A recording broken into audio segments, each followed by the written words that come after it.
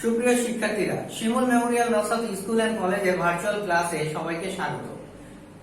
করোনার এই প্রাদুর্ভাবে আশা করি বাসায় আছো, সবাই সুস্থ আছো, ভালো আছো। করোনা থেকে মুক্তি পাওয়ার জন্য আমাদের কিছু সতর্কতা অবলম্বন করা উচিত।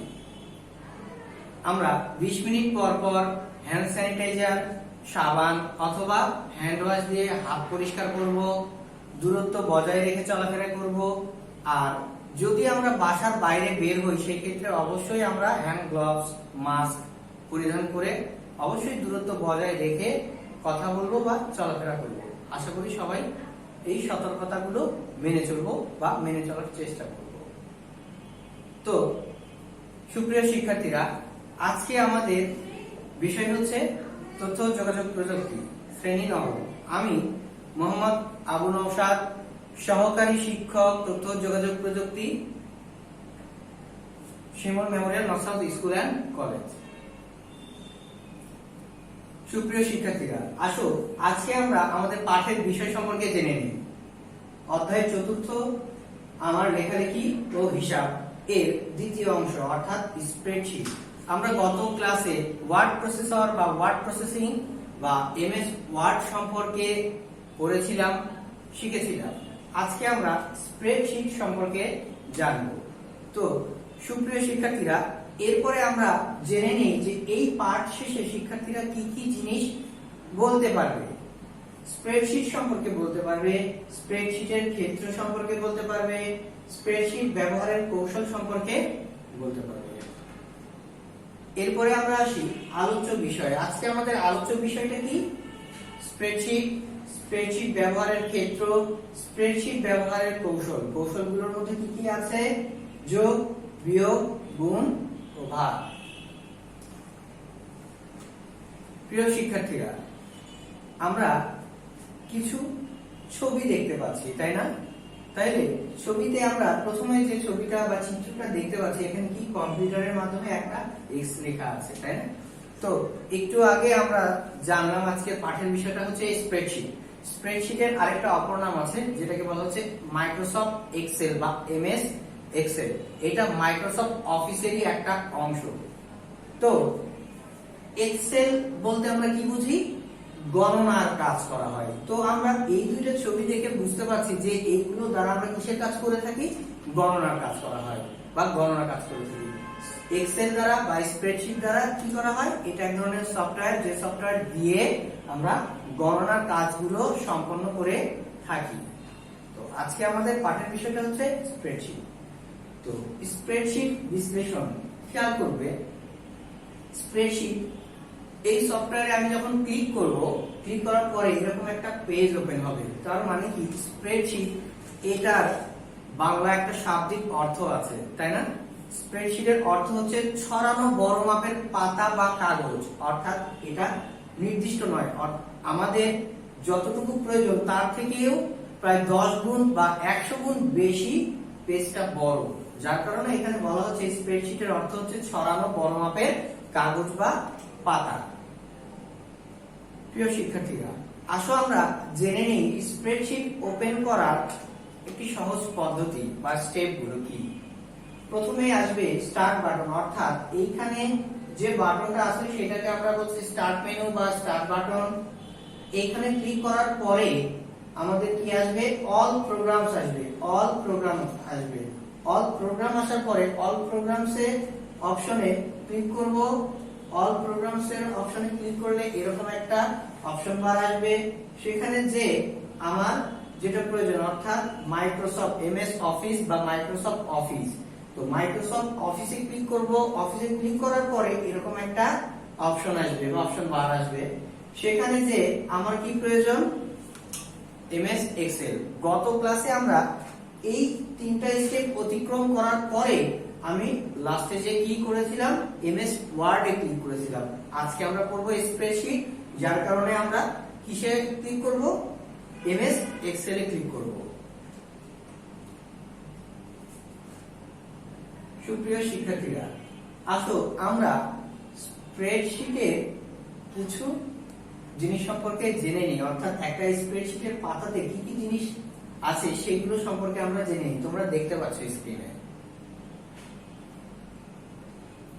তাহলে প্রথমে আমরা যেটা দেখতে পাচ্ছি টাইটেল বার, এরপরে menu bar, formula bar, standard toolbar, formatting toolbar, এরপরে আসি অ্যাক্টিভ সেল, কলাম বা heading, row heading, work window, অর্থাৎ যে জায়গায় কাজ করব সেটাকে আমরা বলছি work window, sheet tab, status bar, worksheet tab, horizontal scroll bar, vertical scroll bar আর টাস্ক প্যানেল।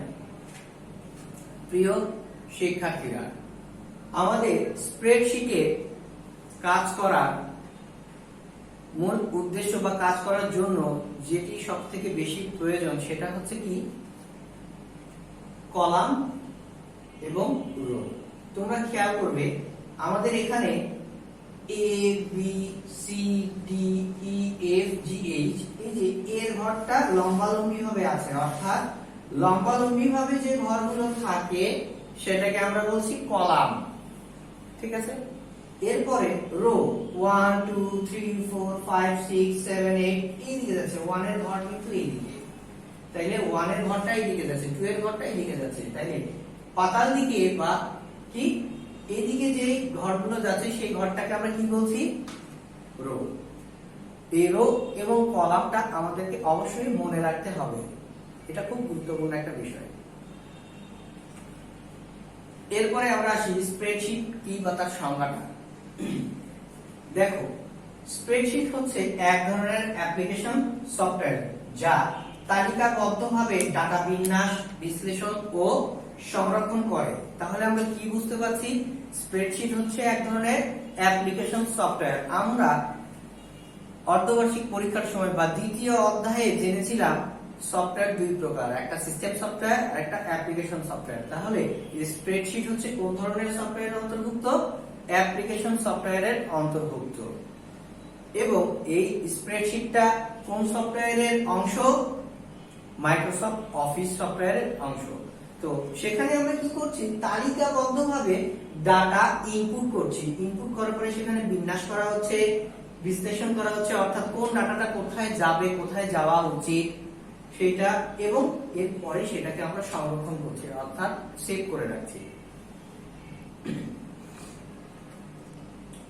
এরপরে আমরা আসি স্প্রেডশিটের ক্রমবিকাশ। তো স্প্রেডশিটের ক্রমবিকাশ কিভাবে হয়? দেখো, আমরা একটা ছবি দেখতে পাচ্ছি, এটা হচ্ছে কি প্রথম আবিষ্কৃত হিসাবকারী যন্ত্র, অর্থাৎ প্রথম গণনাকারী যন্ত্র। কি বলো তো তোমরা? হ্যাঁ, অবশ্যই আমরা প্রথম অধ্যায়ে পড়েছিলাম যে প্রথম গণনাকারী যন্ত্রের নাম কি? অ্যাবাকাস। এটা সর্বপ্রথম গণনার কাজ শুরু করে, তারপরে আস্তে আস্তে একটা ছোট যন্ত্র তৈরি হয়, এখান থেকে তার আপডেট হওয়ার পরে এরকম একটা যন্ত্র তৈরি হয় যেটাকে কি বলা হচ্ছে? ক্যালকুলেটর। এটা কি হিসাবে নিকাশের প্রথম ইলেকট্রনিক যন্ত্র, অর্থাৎ এটা হিসাবকারী যন্ত্র, আর ইলেকট্রনিক যন্ত্র কোনটি? ক্যালকুলেটর।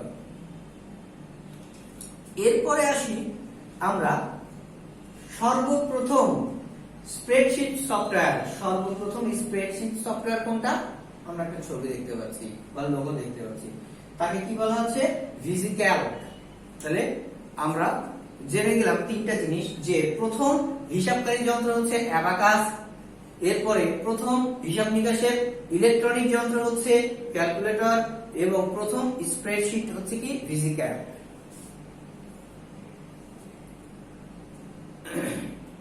দেখো, আমরা স্ক্রিনে কিছু ছবি দেখতে পাচ্ছি, অর্থাৎ কয়েকটি স্প্রেডশিটের লোগো সহ নাম দেয়া আছে। Microsoft Excel, OpenOffice Calc, কেক স্প্রেড, এগুলো হচ্ছে কি স্প্রেডশিটের বিভিন্ন অংশ বা নাম, অর্থাৎ এই সকল কিছু দিয়েই আমরা স্প্রেডশিটের কাজ করতে পারি বা গণনার কাজ করতে পারি। সুপ্রিয় শিক্ষার্থীরা, আসো আমরা স্প্রেডশিট সফটওয়্যারের ব্যবহারের কিছু ক্ষেত্রগুলো সম্পর্কে জেনে নেই বা জানি। প্রথমে আছে শিক্ষাক্ষেত্রের ফলাফল বিশ্লেষণ, অর্থাৎ আমাদের যে রেজাল্টটা তৈরি করা হয় সেই রেজাল্টটা তৈরি করতে আমাদের কিসের প্রয়োজন হয়? স্প্রেডশিটের। এরপরে আসি আয় ব্যয় হিসাব করতে অর্থাৎ যোগ বিয়োগ গুণ ভাগের কাজ করতে হয়। আমরা শুরুতেই জেনেছি যে স্প্রেডশিট সফটওয়্যার দ্বারা আমরা হিসাব নিকাশের কাজ করব, তাহলে অবশ্যই আয় ব্যয় করতে গেলে আমাকে যোগ বিয়োগ গুণ ভাগ শতকরা এইগুলোর কাজ করতে হবে। বাজেট তৈরি করতে, কর্মকর্তা কর্মচারীদের বেতন তৈরি করতে, ঠিক যেভাবে আমরা শিক্ষাক্ষেত্রে ফলাফল তৈরি করছি ঠিক একই রকম ভাবেই কর্মকর্তা কর্মচারীদের বেতন তৈরি করতে আমরা স্প্রেডশিটের ব্যবহার করে থাকি। এরপরে এয়ারলাইন্স রিজার্ভেশনে, এরপরে বলা হচ্ছে আয়কর হিসাব ও বিশ্লেষণে, ঠিক কর্মকর্তার বেতন তৈরি করার মাধ্যমে আবার আমরা কি করতে পারি, আয়করের হিসাবও করতে পারি বা তার বিশ্লেষণও তৈরি করতে পারি।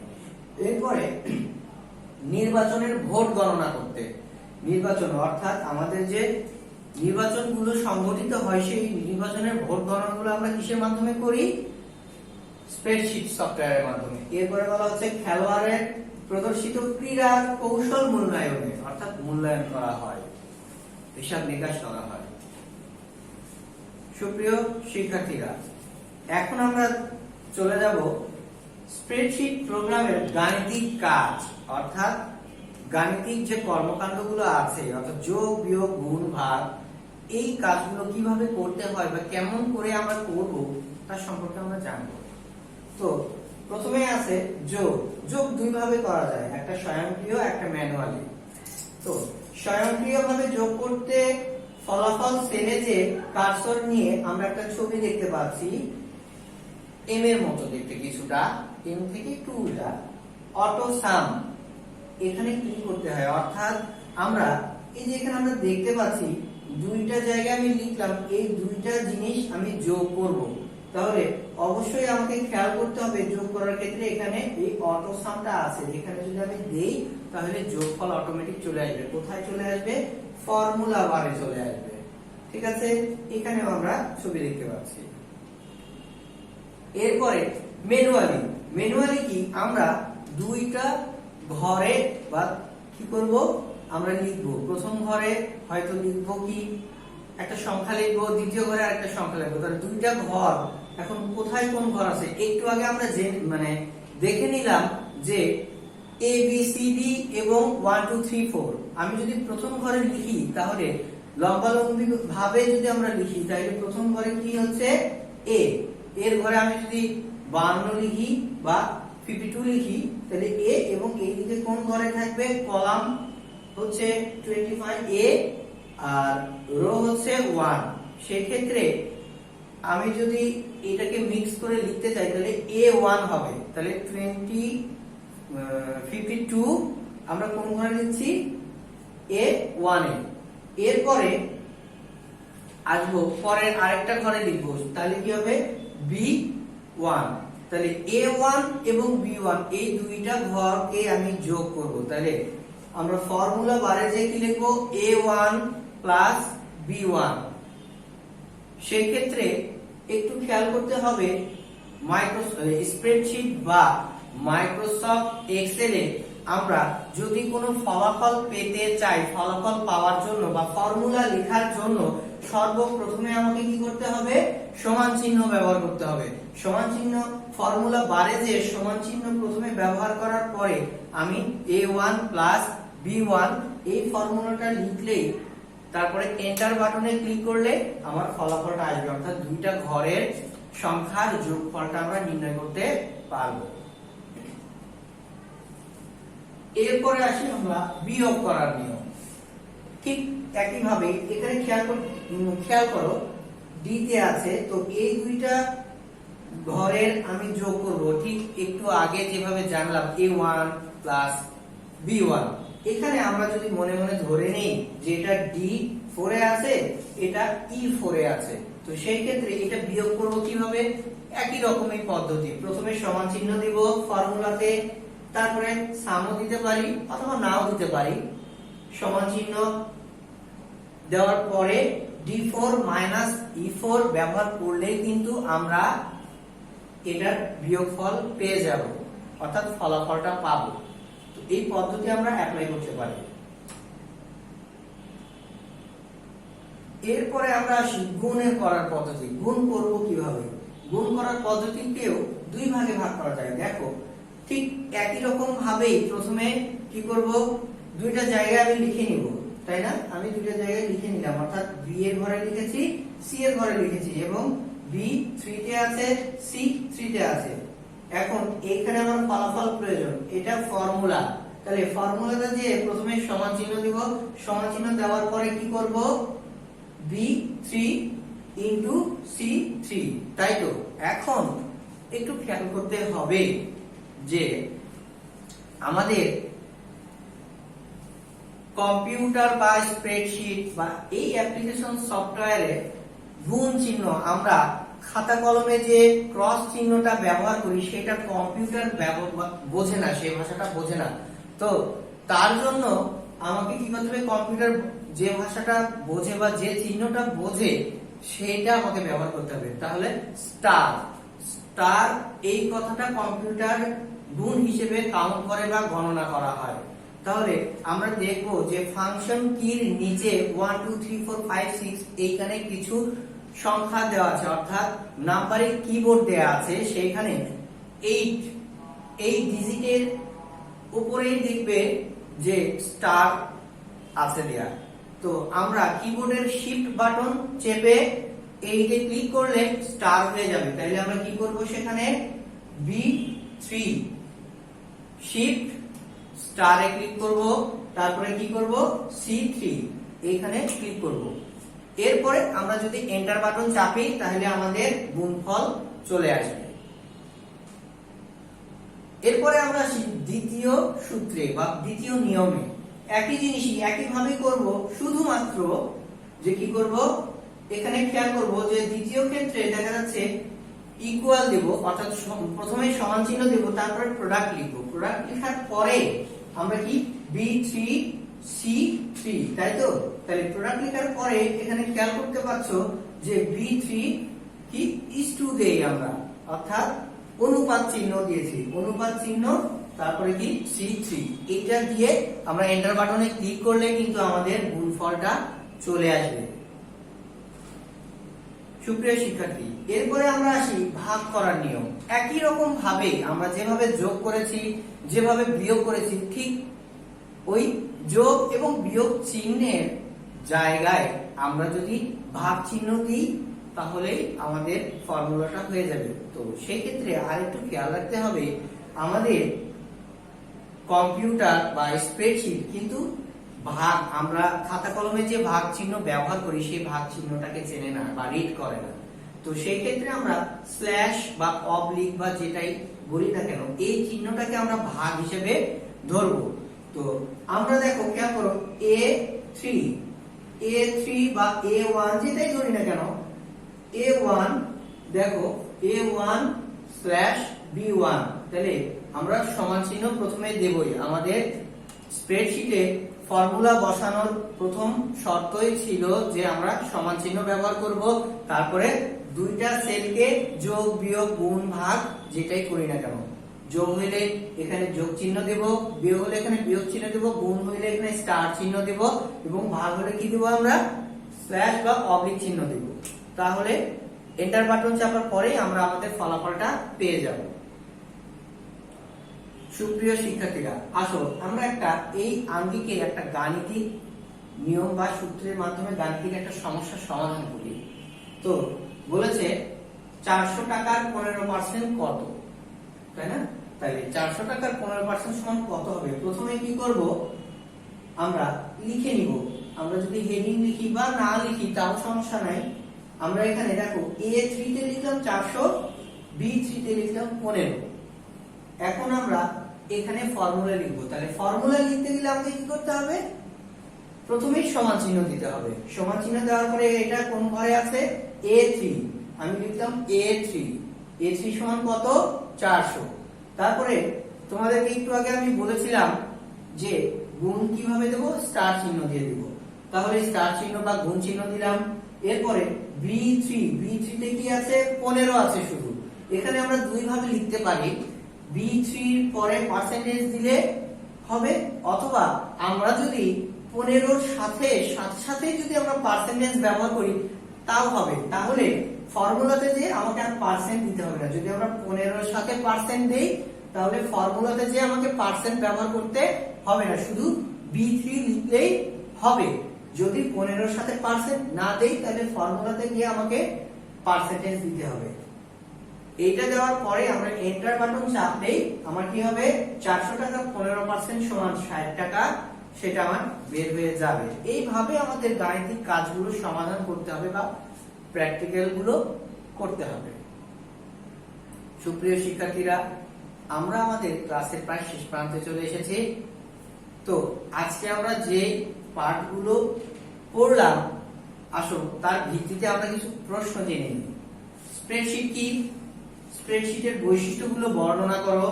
স্প্রেডশিট ব্যবহারের ক্ষেত্রগুলো বর্ণনা করো। গুণ ও ভাগ করার পদ্ধতিটি ব্যাখ্যা করো। অর্থাৎ গুণ বা ভাগ করতে গেলে কিভাবে করতে হবে এটা তোমরা প্র্যাকটিক্যালি শিখবে অবশ্যই, এবং এই গুণ ভাগ বা এই সব করার কাজগুলো আমাদের এমসিকিউ এর জন্য খুবই গুরুত্বপূর্ণ। এগুলো খুব ভালোভাবে বাসায় চর্চা করবে। সুপ্রিয় শিক্ষার্থী, আগামী দিনে আমাদের চতুর্থ অধ্যায়ের উপরে টপিক হবে। চতুর্থ অধ্যায়ের কতটুকু? স্প্রেডশিট টপিকের উপরে। তো অবশ্যই তোমরা তোমাদের ডায়েরিতে আগামী দিনের পড়াটি লিপিবদ্ধ করবে। সবাই ভালো থাকো, সুস্থ থাকো। আগামী ক্লাসে দেখা হবে সেই প্রত্যাশায় আজকের ক্লাস এখানেই শেষ করছি। আল্লাহ হাফেজ।